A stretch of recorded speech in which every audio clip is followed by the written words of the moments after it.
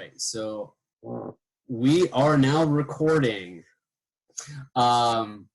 So hi everybody. I'm chatting with my good friend Neil Ward.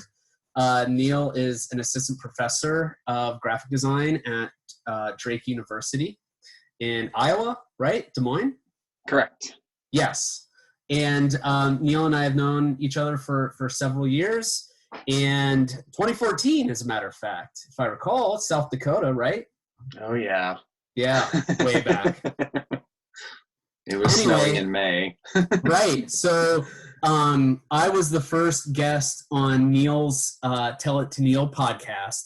And I figured I would once again return the favor by having you be our first recording for this sort of coronavirus series of videos. Well, thank you. Yeah, on design and marketing and all things in between. So my students are at Pitt, so they're business students, they're in marketing, and then I also have students that are at Point Park University, and they are graphic design students. So just to give you a sense of who you're talking to. Most of them are also seniors, so they're getting ready to graduate, and they're really considering what the workforce and the industry is going to look like after they graduate. So keep that in mind as we're talking. Yeah, just look at Neil's face, and I feel his pain there. But before we get to that, Neil, if you wouldn't mind, just share some of your info with us. Where the hell did you come from? What made you get into graphic design? Where'd you go to school? And where'd you go to grad school? See, I've been waiting for somebody to interview me, as I have interviewed so many others about that. Right, yeah. So it's your turn now. The spotlight is on you. Great. Well, I actually got into graphic design. I fell into it, actually. So after graduating high school, I went to college. I went to university for a semester for microcomputer support specialist. And after, yeah, exactly. After that does not line up with the Neil I know. No. So after a semester of doing that, I realized I'm just not meant for your college, for university at this point in time. So I went and got a full-time job and started working. And then, I kind of went back to school, a semester here, semester there. And I went into paralegal study. And then I realized I didn't want to be in a law library all day, every day. So I switched over to a surgical tech, and quickly realized I couldn't make it through anatomy and physiology, nor could I deal with really gory things in an operating room. So that was a no. So I had a lot of credits, and I wanted to get an associate's degree. And I had all Englishes, social sciences, labs. I had all that stuff done. So I moved back to New York and went to the SUNY Cobleskill, and I met with an advisor, and I said, I have all these credits and I want to graduate with an associate's degree. What can I do to get that done? And they're like, well, what do you like to do? I'm like, oh, I kind of like art, kind of like drawing. And they were like, oh, we have got a great program for you. It is just starting. It's called graphic design. It's taught by some amazing faculty. You're going to love it. I was like, all right, whatever. So that's how I got into graphic design. That's quite the pitch. It was. So I did it. Loved it, graduated with an associate's degree, and found that, if I can work full-time and go to school full-time, and I got an associate's degree, well, this is kind of like I can pretty much do anything. So I'm going to go for my bachelor's degree, BFA. So I went to Sage College of Albany for a BFA in graphic design, traveled to London, and was in London in 2005 when they had their subway attacks. So it was interesting being in a foreign country when there was something like that happening. And then I went, yeah. Is your house shaking? Is there an earthquake in Ireland? No, it's probably my arm. Okay. Are you talking to us on your phone? No, on the iPad. But I have to iPad. Oh, okay. I have to hold it up or you won't see me. Oh, okay. All right. I didn't know if it was on a stand. That's fine. Keep going. Yeah, no. Is it really that bad? It's noticeable. Okay. Is that It's better? not terrible. Yeah, that works. Okay. Yeah, so I worked in some marketing firms and worked freelance, and then 2009 happened, and I was living in Nashville, Tennessee, and there were no jobs to be had. Just to clarify, what happened in 2009? Oh, shit. That's right. So 2008, the economy was hit pretty hard, and it was a recession. And the first thing that went were creative departments in companies everywhere. Yep. And everybody lost their job, and there were none to be had unless you were a freelancer and you knew somebody, because the need for graphic design never goes away. Right. It gets shifted, and if you were able to work freelance, you were much cheaper to employ than being an employed or being an employee. But you had to get your income from multiple sources. Yeah. Such is the plight of the freelancer. So it was after, I don't know, it was during that time when I was trying to figure out what I really enjoyed doing. And after graduating with a BFA in 2007, I taught for a semester at SUNY Cobleskill and realized I really enjoy teaching. And that kind of set me on a path of, okay, well, how do I become a professor? Because K through 12 was not going to float my boat. No, definitely not. No. In fact, I'm going to get some shakiness in there. No. I mean, kudos and props to K through 12 teachers. I give you all the credit in the world. It is just not something that I would be able to do and do well. So I found a program at the University of Tennessee, Knoxville that was a MFA program in graphic design that I went to for 3 years, graduated, and then moved to Bloomington Normal, Illinois, and worked at Illinois State University. And I worked at Heartland Community College for a semester. And then Drake University offered me a tenure track job, and I've been here in Des Moines, Iowa ever since. And you're tenured? Unofficially. Ah, okay. Haven't gotten an official letter yet. Oh, we just got an exclusive. We got exclusive, everybody. Yeah. Okay. So that's quite the journey. And you know, my particular journey is similar in that I started teaching in 2009 too. While I was a grad student, after feeling the 2008 recession and seeing how shaky that was, I was running my own company, and had done that up until 2014. But like, that was a really uncertain time.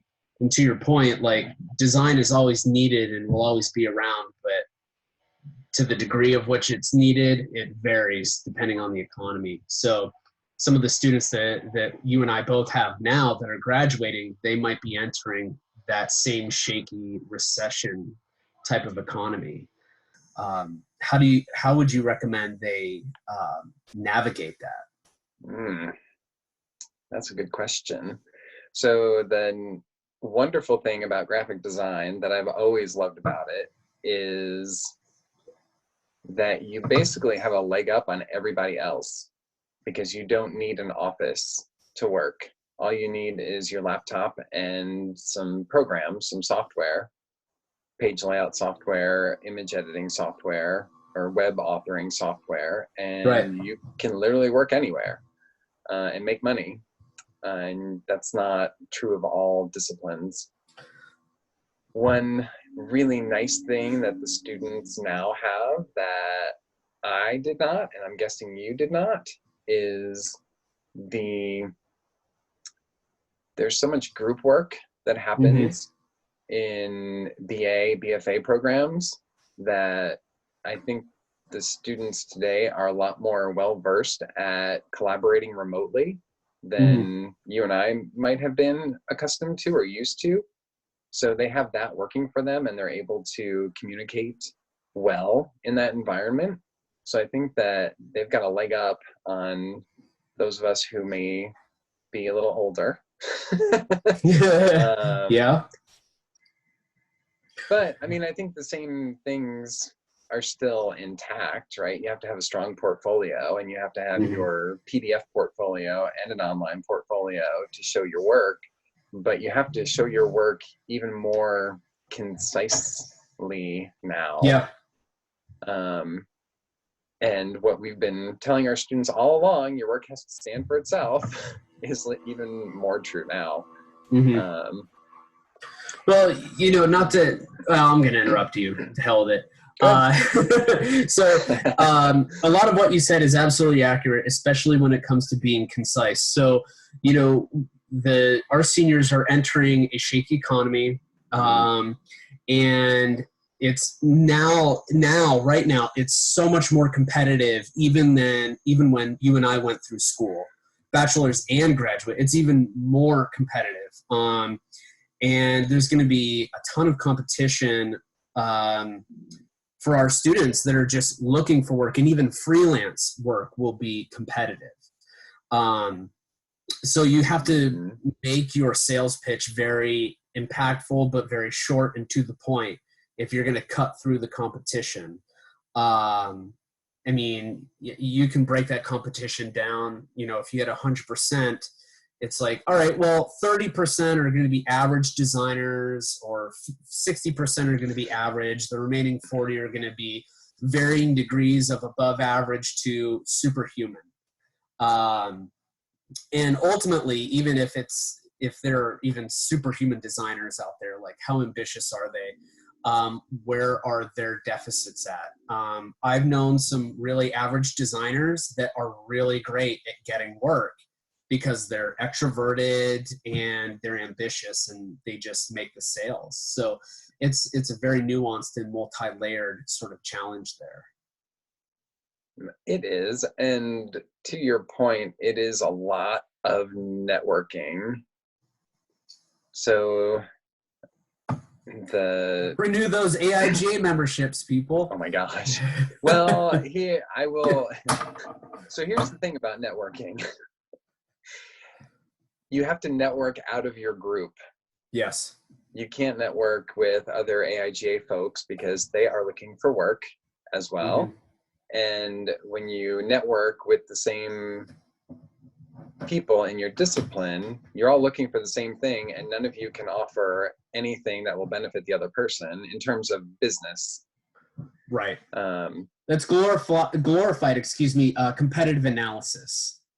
Yeah. If you think about it. Basically. Yeah, you're just constantly analyzing your competitors when you just network with designers. Yeah. But if you go to a networking, like a Chamber of Commerce networking event, or you go to like a community think tank, or you go to like a young or a business professionals networking event, something that's outside of design, where you can talk with people who have the power to hire you for projects, or people that have the power but might not necessarily see a project, but once you talk to them, like, hey, I'm a graphic designer in the area, I really enjoy doing social media work and websites, and by the way, do you have a website?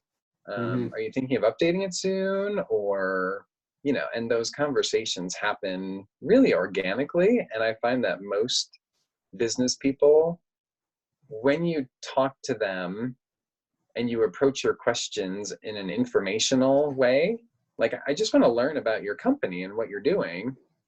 Tell me all your secrets.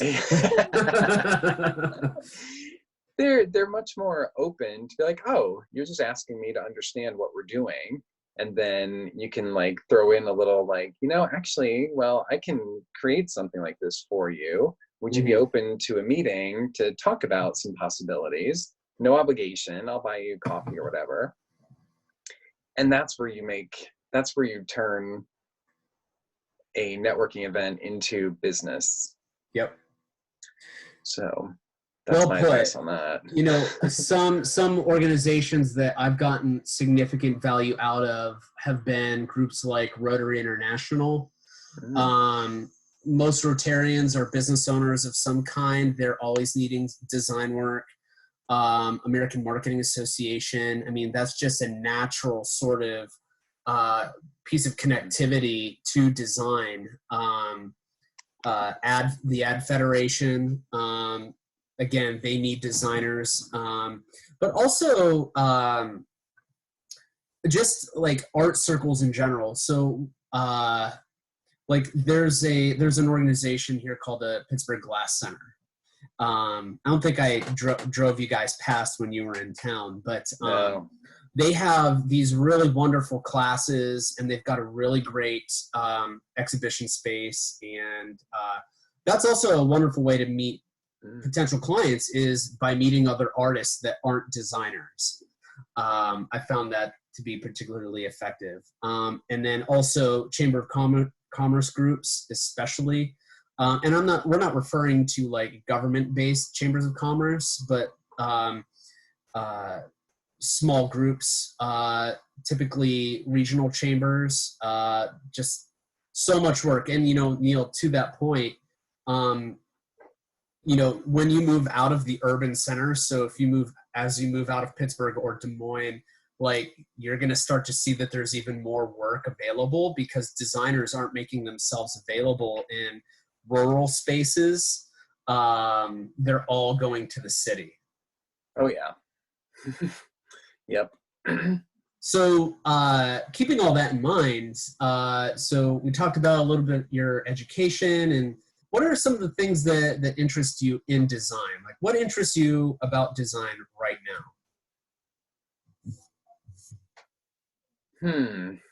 Or what are you researching? What's your research in right now? Oh my gosh, that's been a $1 million question this year. No, currently I'm really interested in human-centered design. Okay. For me, what is that? Yeah, I'll get to that. Okay. I want to know now. No, okay. Right? No, for me, I think being labeled a graphic designer is really limiting.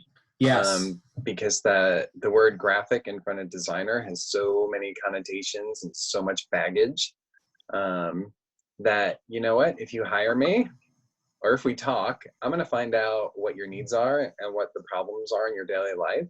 And I'm going to create something that's going to fix that. So whether it is redesigning your office space or whether it is designing a new lamp for your living room or redesigning a classroom space or creating objects to help you get a job done, like that's what I am really interested in currently. Okay. So I feel like I'm a mashup between a graphic designer, industrial designer, and an occupational therapist. Just like all rolled into one. What about regular therapists? I've got some problems I've been meaning to talk to you about. No. We can talk. I don't know if I can help. No one can help me. I'm beyond redemption. I love the fact that you said that, like, being a graphic designer is limiting, and it absolutely is. I mean, I'm at the point where I don't even like being referred to as a graphic designer. I'm just a designer, or, if you want to take it a level up, I prefer like creative strategist.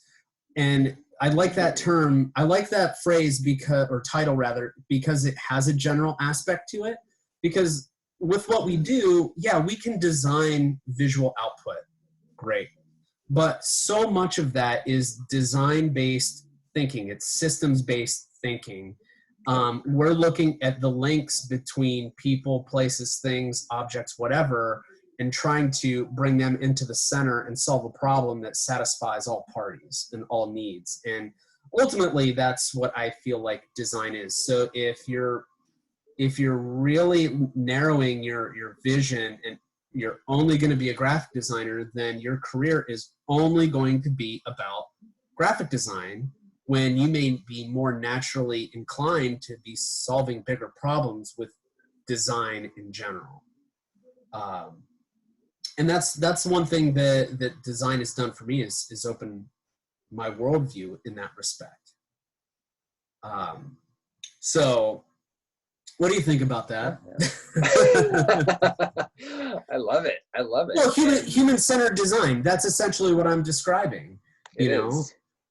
It is. It's a lot of what we already do. And hold on a second. I'm going to prop this up on my laptop because my hands are getting tired. You just solved a design problem. I did. There we go. And the lighting's good. No, I think John Maeda wrote an article for AIGA Ion Design where he was talking about the current state of design. I think it's entitled "Hold On to Your Headgear: Graphic Design is Entering Its Awkward Phase." Mm-hmm. Fantastic article. At the end, he kind of narrows graphic design into 3 categories, and one is a classic designer that creates posters, which boring to me. For those of you that do it and do it well, have at it. And then there are designers that make things that people use, and then there's designers that create systems for people to engage with. And it's the latter two that is where we are, right? Because if you need a poster, you can go to canva.com and whip one up, or Poster, or right, pick a platform. If you need wedding invitations, go to zola.com. Like these are things that you don't need a graphic designer for. You don't need a designer for. Right. So in terms of the industry outlook, if you're a print designer, good for you. And there is a place for print design. But if you're not at the top of your game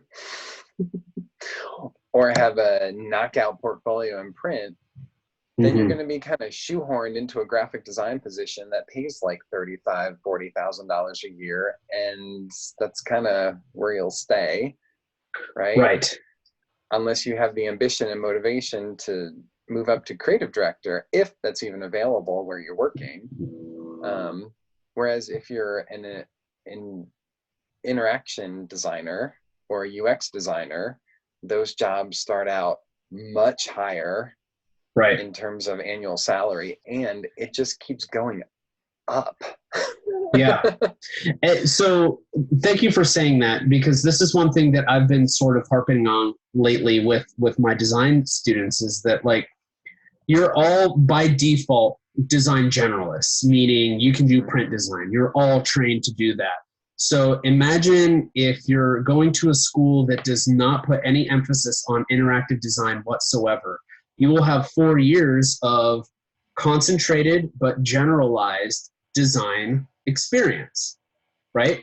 So you're going to cap out skill-wise at a certain level. You're not going to be getting those interactive jobs, the UX jobs, even like design strategy and creative director. You're going to hit a ceiling.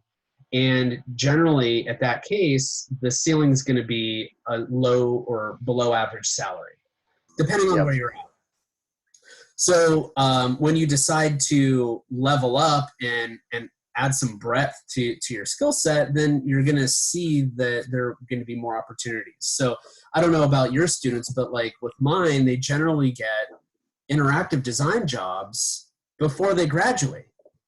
So they're getting jobs very quickly, but they're going into an interactive design track immediately. And once they do that, because there are more options with design on the digital side, they're going to be able to go into design strategy or experience design or front end user experience and stuff like that.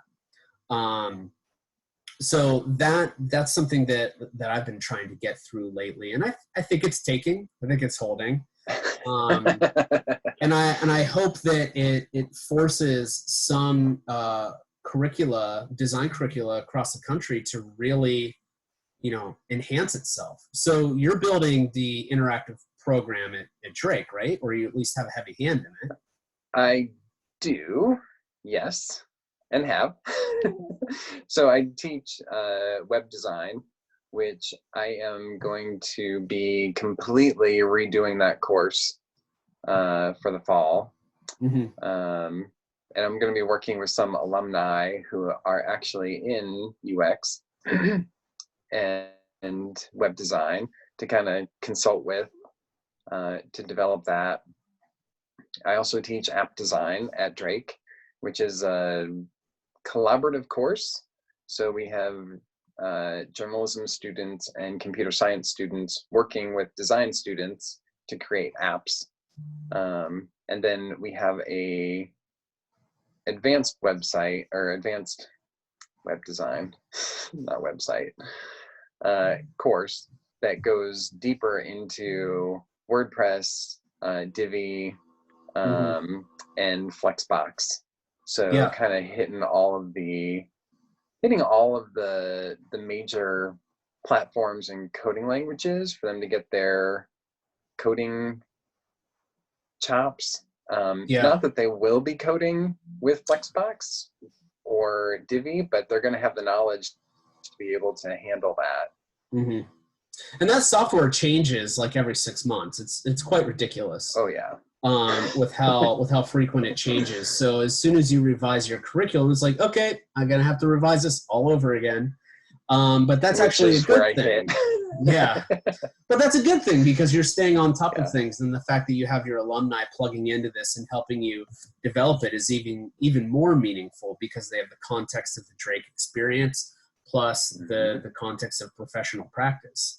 And that can't be beat. So ideally, when your students walk out of your program, they're going to be able to do a wide variety of things, even if they can't code or aren't fluent in it. At least they can speak some part of the language to be competitive. And that's the other thing. Like, you can have the best looking portfolio in the world, but if you can't even speak the language of interactive design, you're at a disadvantage. It's like, you ever use WordPress? Huge. No? Oh, well, WordPress is only like 50% of all websites on the internet.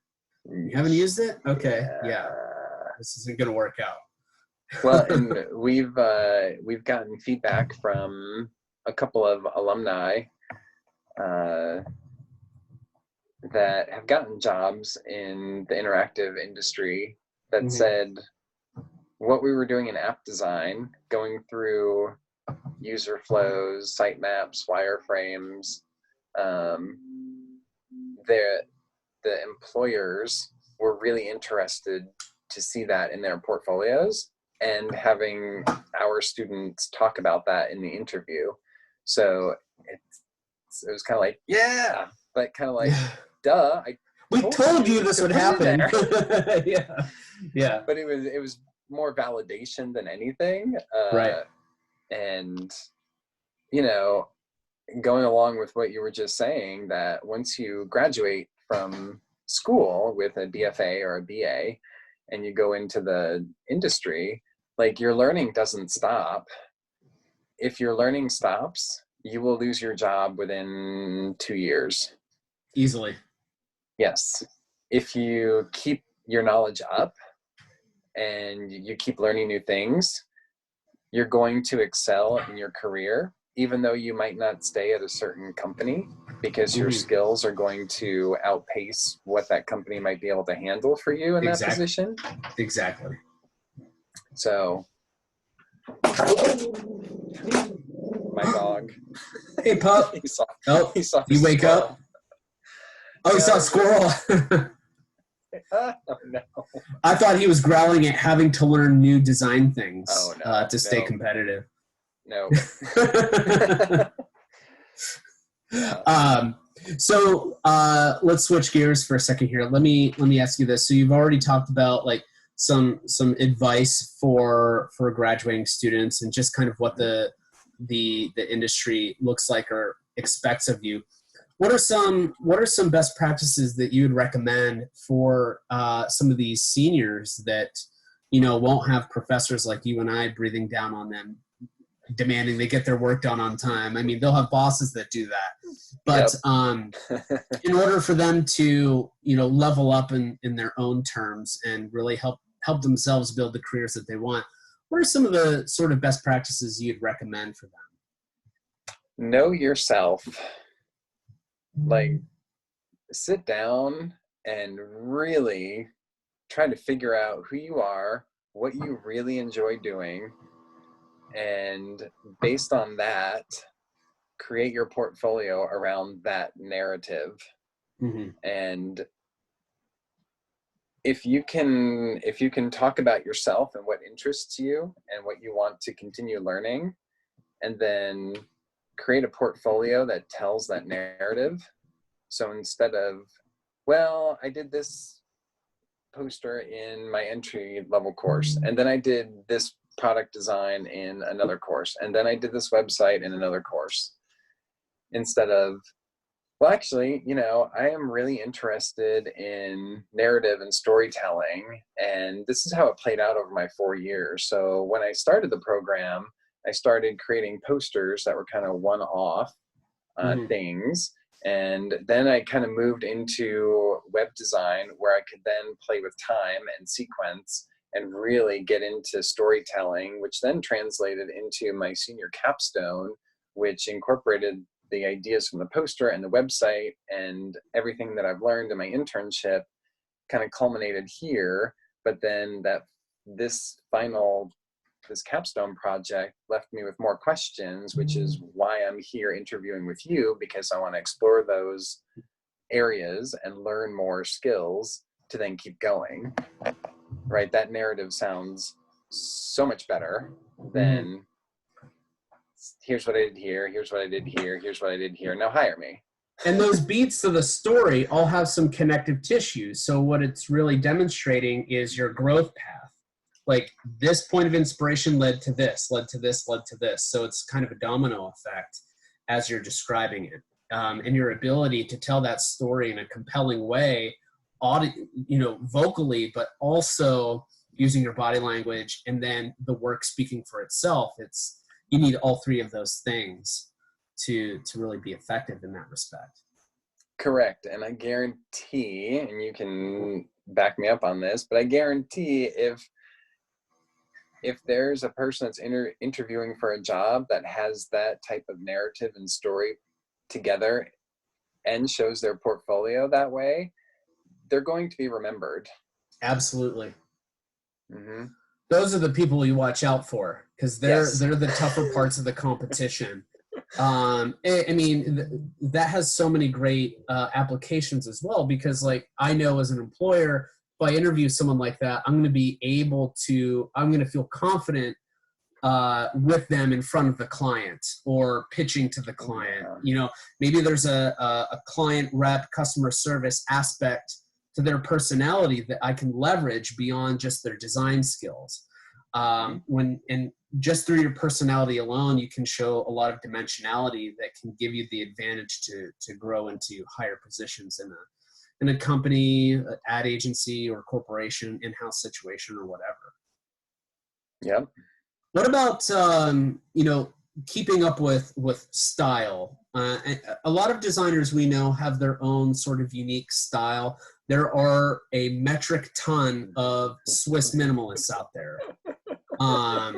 They're a dime a dozen, right? So how would you recommend like some designers craft their own style or stay up to date with what's current and popular?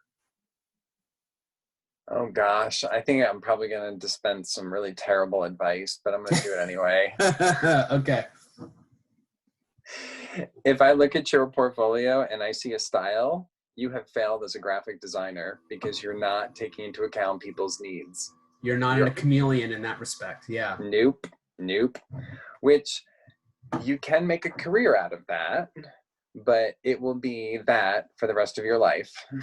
I feel like I just got my teacher tone on. Yep. I set you up. I know. So I don't necessarily think that you need to have a style. I think in your work, what you do need to have is, like I said just a few minutes ago, you have to understand yourself, and you have to put together a package of you to present to an employer. And that goes to the business card, your resume, your cover letter, the tone of language you're using, especially on your website and throughout all of your collateral. That can be a style because that's representing you, but your work in and of itself should not contain a style. It should be specific to the client's needs or specific to the audience needs. So when an employer asks you what word you would use to describe yourself, one of the first go-to words should be adaptable. Oh, yes. Mm-hmm. Or flexible.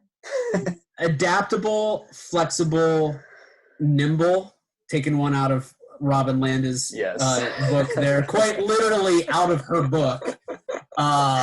Yes. And responsive.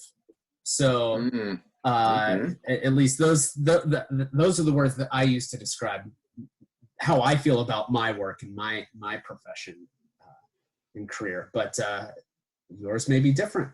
So any other parting thoughts for our graduating students watching this? Yeah, absolutely. Yeah. What lay it on me. What do you got?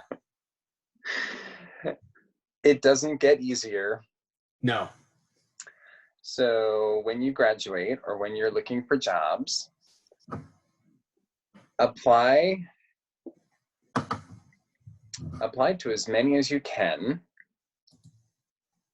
Little asterisks here. Know yourself. Know what type of work you want to do. Craft that narrative, and then apply to companies that will fulfill that narrative. Mm-hmm. That is like a huge thing. Even if they're not hiring for a job, contact them, get in touch with them. Yep. Whatever. But it does not get easier. So after you graduate, I know there's going to be pressures of finding housing, transportation, paying back student loans, and all of that. And I've gone through that.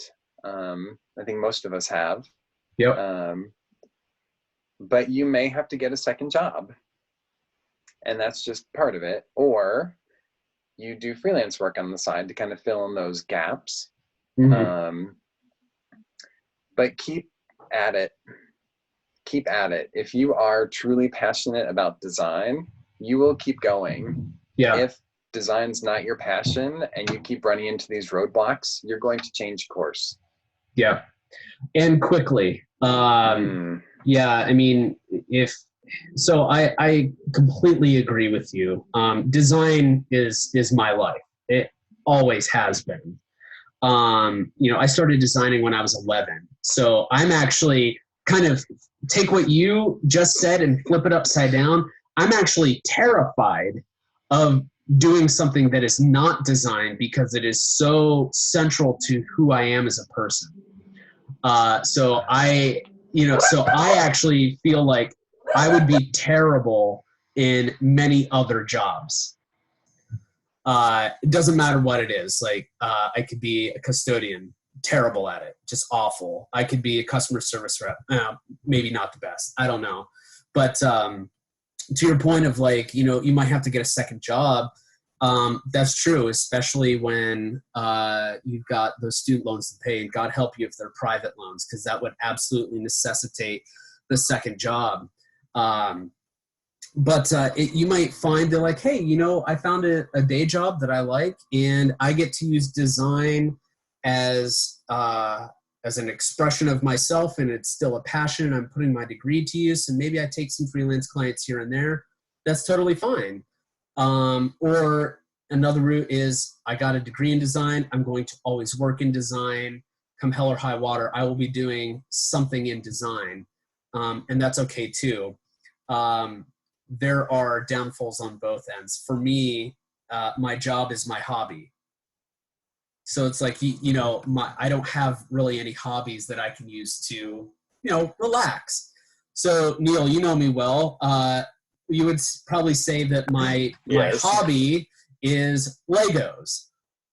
That is entirely a design problem, completely design problem. So I can't escape. Well, yeah. Right. So that's wonderful advice, and I thank you for your friendship. I thank you for your kindness in imparting these wonderful words of wisdom to my students and hopefully yours as well, and our colleagues. And thanks again. If he has any other thoughts he's willing to share, I will happily post those as well for you folks. But otherwise, if you go to Drake University, you can look up Neil on the College of Art and Sciences website. Neil, do you have a portfolio website that they could check out if they're interested? I do. It is neiloward.com. And that has my professional portfolio, and it has my teaching portfolio in it as well. Okay. So now you guys can take a look at what he's doing and know that he's not full of crap. Here's his portfolio, and I love this opening photo. That's absolutely perfect. Yep, that's me. So that's neiloward.com, and check out his site. And if you like what he's doing, like what he has to say, shoot him a message and let him know your thoughts. Please do. Cool. Well, thank you, Neil. Thank you, RJ. Disengage the call here, and we'll talk to you soon. Okay. Thanks, brother. See ya.